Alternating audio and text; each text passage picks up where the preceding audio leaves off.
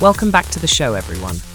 I'm Jack, your host for another episode of Revin.co, where we dive deep into the latest news on MotoGP. Whether you're on your morning ride or kicking back at home, we've got you covered with everything happening on and off the track. Make sure to like this video and subscribe to stay updated with all the latest MotoGP news. Let's jump right into it.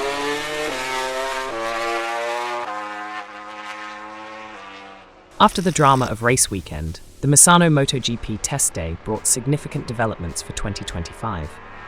In this episode, we break down what each manufacturer was testing, from Michelin's new front tyre to KTM's bold moves with Pedro Acosta. We also explore Honda and Yamaha's efforts to regain their competitive edge. Get the inside scoop on what's coming next in MotoGP. A key focus of the Misano test day was Michelin's new front tyre, set to debut in 2025. The tyre is designed to handle the increased loads caused by aerodynamic devices and ride height systems. Many riders took part in testing, and while the response was generally positive, there were some reservations. Piero Taramasso, Michelin's MotoGP boss, shared his thoughts. The majority of riders liked it. The grip level was good, and the tyre performed well in fast corners. However, it does feel heavier, making direction changes more difficult. Ducati's Francesco Bagnaia, who praised the tyre's braking capabilities, echoed this sentiment. I love it for braking into corners, but it's more difficult to change direction. While not perfect yet, Michelin's new tyre shows promise and could be a game changer in terms of stability and grip for 2025. Along with testing Michelin's tyre, Ducati focused on their 225 electronics and chassis adjustments. Riders like Bagnaia and Enea Bastianini tested updated electronics aimed at improving acceleration and control, while also working with new chassis settings for better balance. Bagnaia felt the testing was productive. We worked on electronics and made some good progress. The bike felt more stable, and I believe we're on the right path. Bastianini, switching to KTM next season, also used the test to focus on final tweaks to the current Ducati GP24, saying, I found comfort with the rear tyre, and this will be important for the upcoming races. Ducati seems well positioned to make further gains in 2025, refining the bike's handling and performance.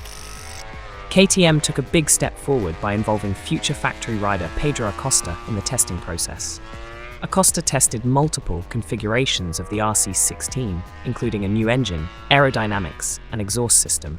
KTM's aim was to make the bike calmer and easier to handle, something both Acosta and current riders Brad Binder and Jack Miller appreciated.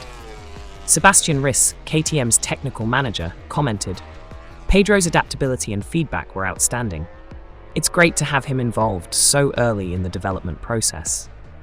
Acosta was enthusiastic about the changes. It felt good, the new parts are helping, and I'm excited to see how they impact the next season. KTM is betting on Acosta's input to help them build a more competitive machine for 2025. For Honda, the Misano test was a critical opportunity to fix their struggling 2024 bike.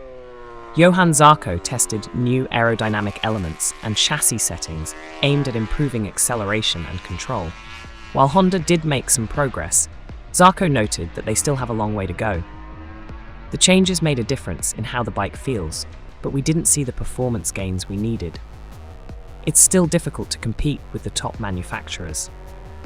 Honda will need to keep working on their development if they hope to close the gap to Ducati and KTM in 2025. Yamaha's testing focused on their 2025 engine, which has already been homologated and used by Alex Rins during the Aragon GP. Both Rins and Fabio Quartararo were impressed by the engine's performance, with Rins knocking 0.7 seconds off his lap times compared to the previous engine. Rins said, the new engine felt amazing, much more powerful and consistent. It's a big step forward for us. Yamaha is counting on this new engine to restore their competitiveness and challenge Ducati in the coming years. However, they still need to work on integrating the engine with the rest of the bike's systems. How do you feel about Michelin's new 2025 front tyre? Will it give riders more confidence, or could the added weight be a problem in tight races? Honda made some aerodynamic and chassis improvements, but they still seem behind. What do you think Honda needs to do to get back to the front? Yamaha's 2025 engine impressed riders in testing. Could this be the breakthrough they need to challenge Ducati?